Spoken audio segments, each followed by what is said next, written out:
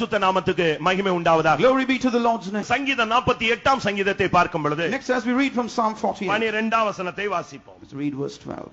சீயோனை சுற்றி உலாவி அதன் கொத்தளங்களை எண்ணுங்கள். Walk about Zion and go round about her, tell the towers thereof. சீயோனின் கோபுரங்கள் கொத்தளங்களை நீங்கள் எண்ணுங்கள். Walk round about Zion and count and tell her towers. பிரியமானவர்களே, மந்தைக்குள் நீ சரியான மந்தைக்குள் வந்தால், If you come to the right flock, பரலோக ராஜ்யத்திலே உனக்கு ஒரு சுதந்திர வீதம் இருக்கிறது. you have your lot and your portion in heaven. அடுத்த கோபுரம் சீயோனின் கோபுரம். The next tower is the tower of Zion. பரலோகம் என்று சொன்னால் நீங்கள் எப்படி எண்ணுகிறீர்கள்? What do you think of heaven to be when we talk of ஒரு heaven? சிலர் முதலாம் கொரிந்தியர் 15ஆம் அதிகாரத்தில் உள்ள ஒரு வசனத்தை பிடித்துக் கொள்கிறார்கள். Some people hold on to what is written in 1 Corinthians in chapter அது 15. என்ன? வசனம் வாசிக்கிறவர்கள் எல்லாம் வாசிக்கலாம், நாம் எல்லாரும் மறுரூபமாக்கப்படுவோம். And people can generally interpret saying that everyone can be transformed. மறுரூபமாக்கப்படுறவங்க மட்டும் தான் இந்த வார்த்தையை வசனம் வாசிக்கலாம். Only the people who are ready to be transformed are supposed to read that verse. எக்காலம் தொனிக்கும், நாம் எல்லாரும் மறுரூபமாக்கப்படுவோம். The trumpet shall sound and we shall all be changed. அருமையானவர்களே, நமக்கு ஒரு எக்காலம் கேட்க போகிறது. Beloved, we will hear the sound of a trumpet. அதை கேட்கிறவனை அந்த சத்தம் மறுரூபமாக்கும். And one who will listen to the sound of the trumpet will be transformed by that sound. நான் ஒரு ஆளை பெயரை சொல்றேன்னா 100 பேர் இருந்தாலும் அந்த பெயர் உள்ளவன் தான் திரும்புவான். If there are 100 people, if I call a person out specifically by name, only that person who is addressed by that name will turn his attention. எல்லாரும் திரும்பினானா அவனுடைய மனது ஒரு நிலையில இல்லன்னு அர்த்தம். If everyone turns their attention towards me, it means people are not in the right state of எக்கால mind. சத்தம் அந்த குறிக்கப்பட்ட பெயர்களையே அது மறுரூபப்படுத்துகிறது. The sound of the trumpet will transform only such people who are ready to be. பரலோகத்தை குறித்து உங்களுடைய அறிவு என்ன? What do you think of heaven to be? எல்லாரும் பரலோகம் போகலாம்னு சொல்றாங்க. You say everyone can go to heaven. அப்படி அல்ல பிரியமானவர்களே. It's not so, beloved. அதுக்கு ஒரு சில விதிமுறைகள் இருக்கிறது. There are certain rules. அதுக்கு சில பாடுகள் இருக்கிறது. There are sufferings. அதற்கு சில விசுவாசத்தில் நீ ஜெயிக்க வேண்டியது இருக்கிறது. There are things which you have to overcome in faith for that. ஒவ்வொருத்திலும் ஒரு பூரணத்தை நாம் பெற வேண்டும். You have to attain to perfection in different dimensions. கிண்டில இருக்கிற ஐஐடில சீட் கிடைக்கணும்னாலே இவன் என்னெல்லாமோ படிக்க வேண்டியிருக்கு. Today people have to learn so many things to find admission in IIT. சாதாரண ஆள்லாம் போய் உள்ள கூட விட மாட்டான், கேட்டுக்கிட்ட கூட விட மாட்டான். Ordinary people can't even go beyond the gate of that institute. தேசத்தை அசைக்கக்கூடிய ஒரு ஆராய்ச்சியாளனாய் அவன் மாற வேண்டியிருக்கிறார். And he has to become a researcher who should excel in the country. பரலோகம் என்பது பல இடங்களை குறிக்கிறது. Heaven speaks of different places. யோவான் 14:2 ஒரு விசை வாசிக்கலாம். Let's read once from John 14:2. பரலோகத்தை நாங்கள் பிரிக்கிறதில்லை. We do not divide of heaven. இயேசு அழகாக அதை சுட்டிக்காட்டுகிறார். But Jesus talks about that beautifully. என் பிதாவின் வீட்டில் அநேக வாசஸ்தலங்கள் உண்டு. அப்படி இல்லாதிருந்தால் நான் உங்களுக்கு சொல்லி இருப்பேன். ஒரு ஸ்தலத்தை உங்களுக்காக ஆயத்தம் பண்ண போகிறேன். In my Father's house are many mansions. If it were not so, I would have told you, I go to prepare a place for you. கர்த்தருடைய பரிசுத்த நாமத்துக்கு மகிமை உண்டாவதாக. Glory be to the Lord's holy name. என் பிதாவின் வீட்டில் அநேக வாசஸ்தலங்கள் உண்டு. In my Father's house are many mansions. அப்படி இல்லாதிருந்தால் நான் உங்களுக்கு சொல்லி இருப்பேன். If it were not so, I would have told you. நான் போய் ஒரு ஸ்தலத்தை ஆயத்தம் பண்ணி மறுபடி வந்து உங்களை என்னிடத்தில் சேர்த்துக் கொள்வேன். But I'll go and prepare a place for you, that I might then come and receive you unto myself, for where I am, that ye may be also. தன்னால் அழைக்கப்பட்ட ஊழியர்களுக்கும் தன்னால் தெரிந்து கொள்ளப்பட்ட விசுவாசிகளுக்கும் இயேசு சொல்லுகிற ஒரு வார்த்தை. These are words that Jesus speaks to those people who are appointed to be servants of God and believers. அந்த பிதாவின் வீட்டில் அநேக வாசஸ்தலங்கள் உண்டு. In the Father's house are many mansions. இதை யோவான் தன்னுடைய தரிசனத்திலே காண்கிறார். Saint John the Divine sees this in his vision. அது என்ன? பல வாசஸ்தலங்கள். What is this when we say many habitations? வெளிப்படுத்தல் 21ஆம் அதிகாரம் முதலாம் வசனத்திலே In verse 1 of chapter 21 of the book of Revelation, அங்கே புதிய வானம் புதிய பூமி என்று சொல்லப்பட்டிருக்கிறது. there is a reference made to the new heavens and the new earth.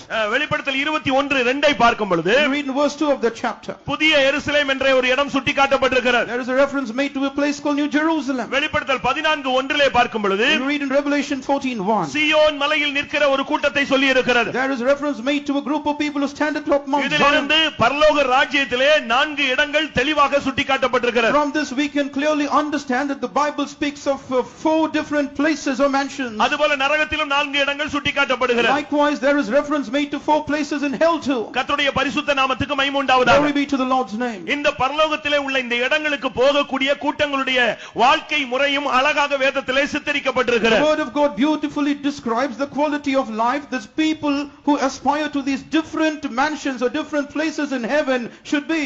மத்தேயு 25ஆம் அதிகாரத்தை பார்க்கும் பொழுது When we read Matthew's Gospel, chapter வலது 25, பக்கம் இடது பக்கம் ரெண்டு கூட்டம் நிற்கிறதை பார்க்கலாம். there are two people who stand to the right and to the left. அது ஓமையாக செம்மறியாடு வெள்ளாடு என்று சுட்டிக்காட்டப்பட்டிருக்கிறது. As a parable, it speaks of the sheep and goats. ஒன்று வலது பக்கத்தில் நிற்கிறவர்கள். One group of people who stand to the right. அவர்களை பார்த்து என்ன What சொல்லப்பட்டிருக்கிறது? is said to them? வாருங்கள் என் பிதாவினால் ஆசீர்வதிக்கப்பட்டவர்களே, Enter in, those who are blessed of my Father. உலகம் உண்டானது முதல் ஆயத்தமாக்கப்பட்ட இடத்தை நீங்கள் சுதந்தரியுங்கள். Enter in to inherit the place that is prepared for you from the foundation of the world. வெளிப்படுத்த யோவான் 14:3 என்ன சொல்லி இருக்கிறது? What is written in John 14:3? நான் போய் ஒரு ஸ்தலத்தை ஆயத்தம், இயேசு மரித்து உயிரோடு எழுந்து போய் ஆயத்தம் பண்ணுகிற இடம் அது யோவான் 14:3. மத்தேயு 25:34 உலகம் உண்டானது முதல் ஆயத்தமாக்கப்பட்ட ஒரு இடம். John 14:3 speaks of a place where Jesus says he will go and prepare for us after he died and rose to life and ascended to heaven. But what we read in Matthew's Gospel 25:34 are places which have been founded and established before the foundation of the world. நரகம் என்பது மனிதனுக்கு ஏற்படுத்தப்பட்ட இடம் அல்ல.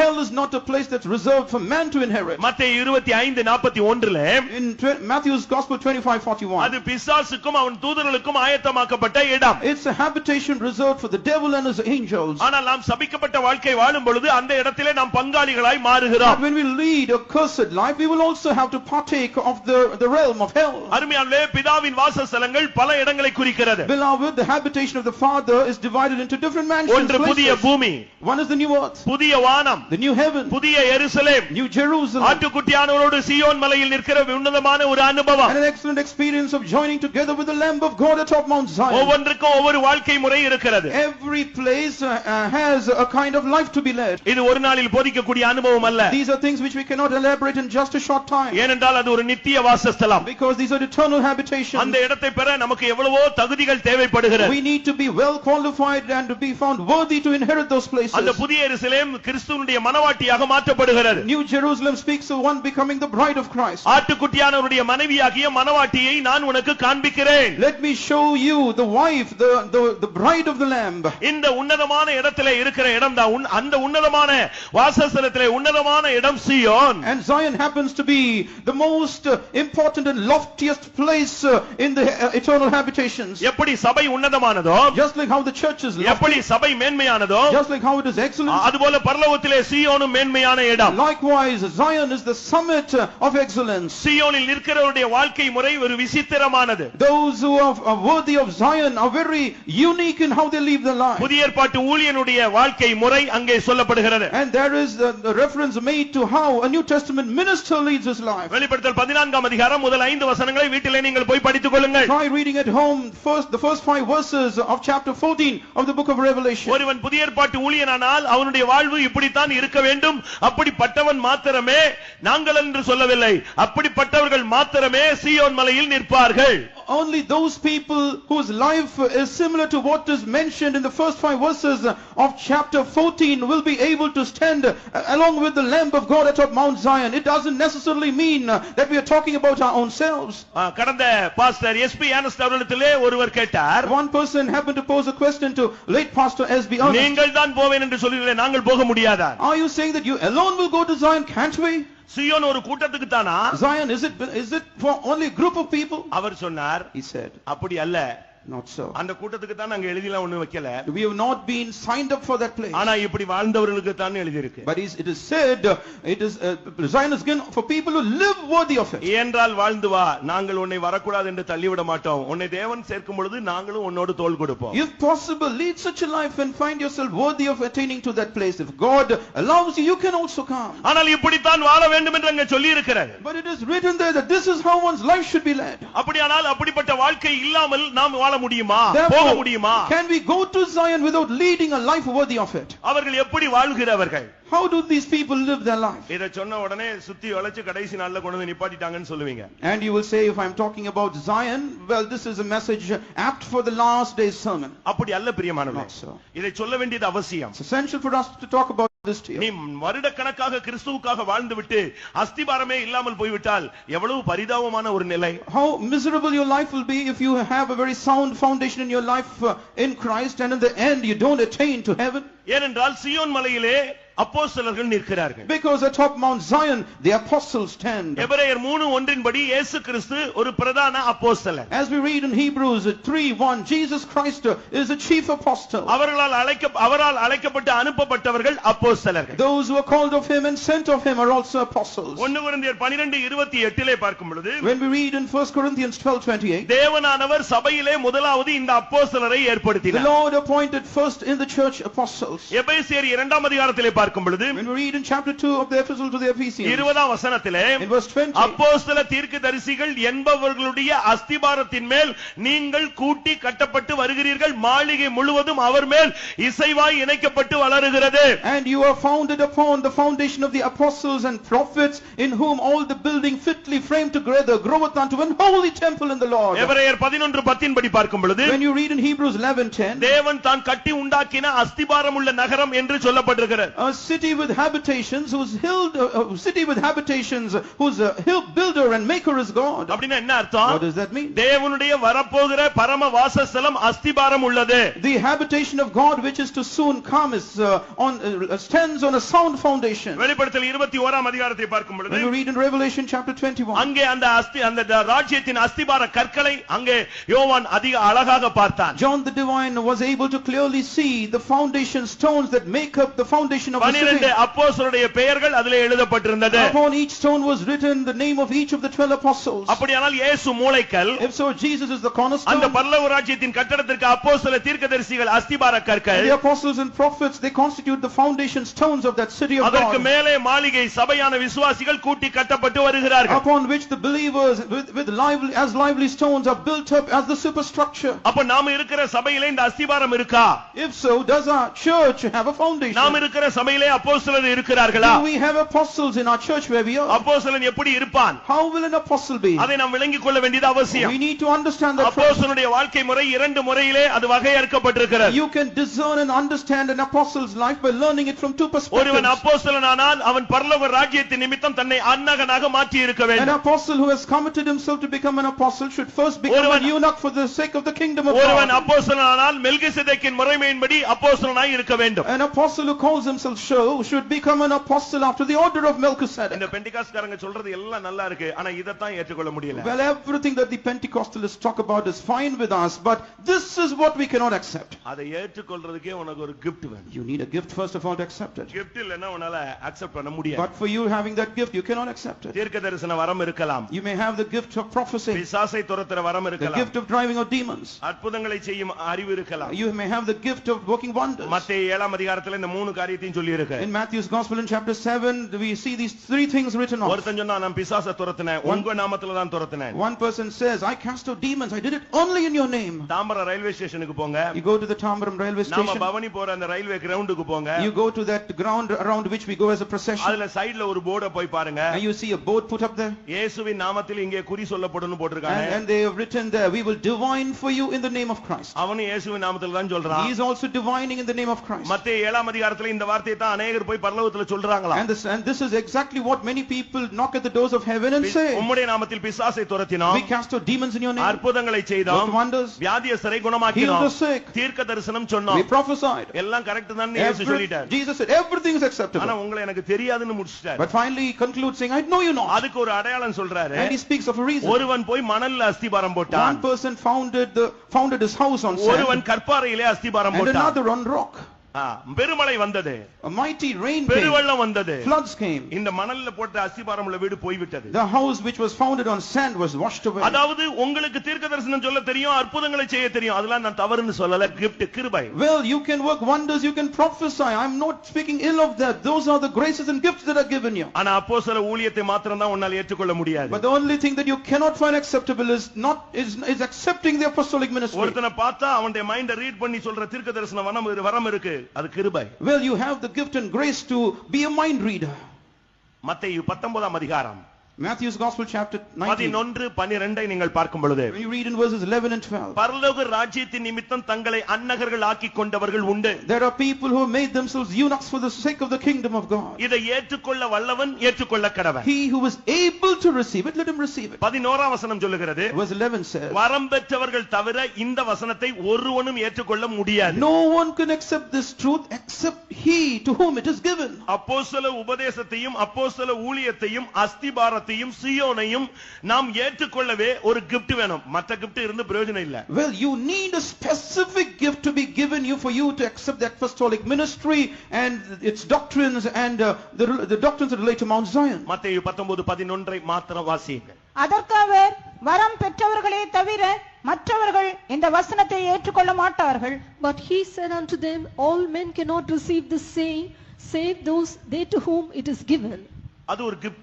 It's a gift. இந்த சத்தியத்தை விளங்கிக் கொள்ள ஒரு கிருபை தேவை. You need a special grace to understand this doctrine. அதனால தான் இந்த வசனத்தை ஏற்றுக்கொள்ள அவங்களுக்கு கிருபை இல்லாதனால ஆப்போசிட்டா பேசிட்டே இருப்பாங்க. That is why people speak contrary to this truth because they don't have the grace to receive it. நான் ஒண்ணும் பெந்தேகோஸ்ல பிறந்தவன் I கிடையாது. was not born a Pentecostal. பெந்தேகோஸ்ல வளர்ந்தவனும் கிடையாது. Neither was I did I grow up in this fellowship. சாட்சி சொன்ன சகோதரனும் பெந்தேகோஸ்ல பிறந்தவர் கிடையாது, வளர்ந்தவரும் கிடையாது. இந்த கொரட்டூர் MTH ரோட்ல தான் அவங்க வீடு இருக்கு. Even the brother who testified wasn't born here in this fellowship, nor did he grow in this fellowship. He is from another fellowship from nearby here in Koratur.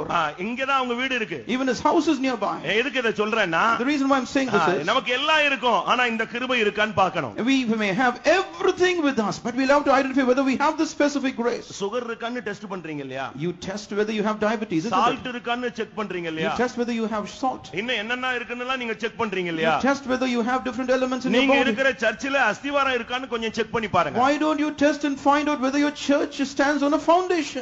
அப்போஸ்தல ஊழியன் இருக்கறானான்னு கொஞ்சம் செக் பண்ணி பாருங்க. Test and find whether there is an apostle in your fellowship. நான் யாரையும் குறை சொல்லல. I'm not speaking ill of anyone. சத்தியத்தை சொல்ல வேண்டியது என் மேல் விழுந்த ஒரு கடமை. I am duty bound to speak the truth to you. அந்த ஊழியனுக்கு ரெண்டு தகுதிகள் இருக்கிறது. That apostle, that minister has two qualifications. ஒன்று, அவன் பரலோக ராஜ்யத்தின் நிமித்தம் தன்னை அன்னகனாய் மாற்றிக்கொள்ள வேண்டும். One, he has to make himself a eunuch for the sake of the kingdom of God. பரலோக ராஜ்யம் வந்துட்ட பிறகு, ஜனங்களுக்கு சேவைன்னு வந்துட்ட பிறகு, அவன் தன்னை அன்னகனாக மாற்றாத பட்சத்தில் அந்த சேவை புனிதமாகாது, அது பூர்த்தியாகாது. When a person steps forward to become a minister of God and enters into God's service, his ministry will not be pure and sanctified except he lead a life sanctifying himself as a eunuch to God. ஏனென்றால் ஆரோனுடைய முறைமை ஜனங்களை பூர்ணமாக்கவில்லை. Because the old Aaronic order of the ministry never led people to perfection. ஆனபடியால் இயேசு மெல்கிதேசேக்கின் முறைமையின்படி அவர் நித்திய பிரதான ஆசாரியர் என்று நாமம் தரிக்கப்பட்டார். Therefore Jesus Christ was appointed as an eternal high priest after the order of Melchizedek. எபிரேயர் 7:3-4 நீங்கள் பார்க்கும் பொழுது, When you read in Hebrews chapter 7 verses 3 and 4, மெல்கிசேதேக்கு தாயும் தகப்பனும் வம்ச வரலாறும் இல்லாதவன், ஜீவனின் துவக்கமும் முடிவும் இல்லாதவன். Melchizedek was one who was without father and mother and without descent, having neither beginning of days nor end of life. அவன் விட்டவன், விற்றவன், வெறுத்தவன், மறந்தவன். One who sold, who gave everything away and has forgotten us all. ஒரு புதிய ஏற்பாட்டு ஊழியனுடைய 4 தன்மை. These are the 4 qualifications of a New Testament minister. தனக்குரிய எல்லாவற்றையும் விடணும். One who gives up all his things. பேதுரு வந்து ஒரு நாள் சொன்னாரு, எல்லாவற்றையும் விட்டு உம்மை பின்பற்றினமே எங்களுக்கு என்ன கிடைக்கும்? Peter once asked Jesus, Lord, we have left our all and have followed you. What are we going to receive in return? மறுமையிலே என்னோடு கூட சிங்காசனத்தில் உட்கார்ந்து நீங்கள் நியாயம் தீர்ப்பீர்கள். You will in the eternity to come sit with me on the thrones to judge the people. பிரியமானவர்களே, ஒரு தேவனுடைய பிள்ளை ஒரு அப்போஸ்தலனாய் மாறும் வழியாக தேவன் அவனுக்கு அழைப்பு கொடுக்கிறார்.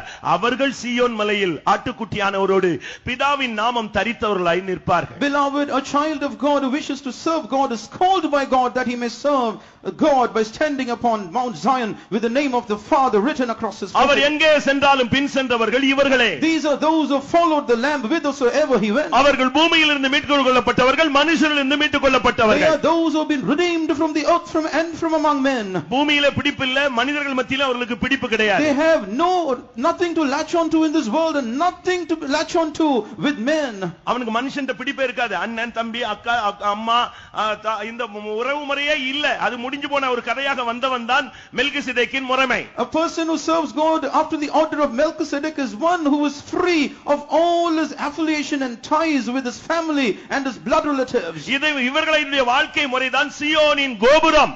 And the life which these people live is what is typical of the Tower of Zion. இவர்கள் பாடுகிற பாட்டு வேறு ஒருவரும் கற்றுக்கொள்ள கூடாது இருந்தது. And the hymn that these sang was something that no man could learn. ஸ்திரீகளால் தங்களை கரைப்படுத்தாதவர்கள் இவர்களே. These are those who have not defiled themselves with women. கற்புள்ளவர்கள் இவர்களே. These are virgins. இப்படி எல்லாம் வேதம் அவர்களை குறித்து சொல்லி இருக்கிறது. And these are things which are written about these ministers. இந்த முறைமையை தான் கர்த்தர் புதிய ஏற்பாட்டிலே அக்செப்ட் பண்ணி கொண்டார். And it is this order of the ministry that the Lord entertained in the New Testament order. சீயோனிலே பிறக்கிறார்கள். They are born in Zion. அப்ப அதுல ஒரு கவுண்டபிள் கொடுத்திருக்கேன்னு நீங்க கேட்கலாம். எண்ணிக்கை Well, கொடுக்கப்பட்டது. there is a count which is given. ஏன் அது கொடுக்கப்பட்டிருக்கிறது? Why is that count given? பிரியமானவர்களே, அப்படிப்பட்ட வாழ்க்கை வாழ்கிற ஒரு கூட்டத்தை கர்த்தர் ஏற்படுத்தி பூமியிலே பாதுகாக்கிறார். Because God has appointed a group of people who lead such an excellent life and is preserving them here. கர்த்தர் சீயோனை கட்டி மகிமையில் வெளிப்படுவார் என்றால் என்ன அர்த்தம்? What does this mean when we say when the Lord shall build up Zion, he shall appear in his glory? இன்றைக்கும் இந்த சீயோனின் அழைப்பு கிடைக்காத அநேக வாலிபர்கள் இருக்கிறார்கள். அழைப்பு கிடைத்து வராதவர்கள் உண்டு. இவர்கள் எல்லாம் வர வேண்டும். வந்த பின்பு இந்த வேலை பூர்த்தியாக வேண்டும். இயேசு மகிமையிலே வெளிப்படுவார். Even today we have many youth in our midst who have the call of Zion, but they have not responded to the call yet. Even such people should come, and then will the count of Zion be fulfilled, and then will God appear in his glory. கர்த்தருடைய பரிசுத்த நாமத்துக்கு மகிமை உண்டாவதாக. Glory be to the Lord's name.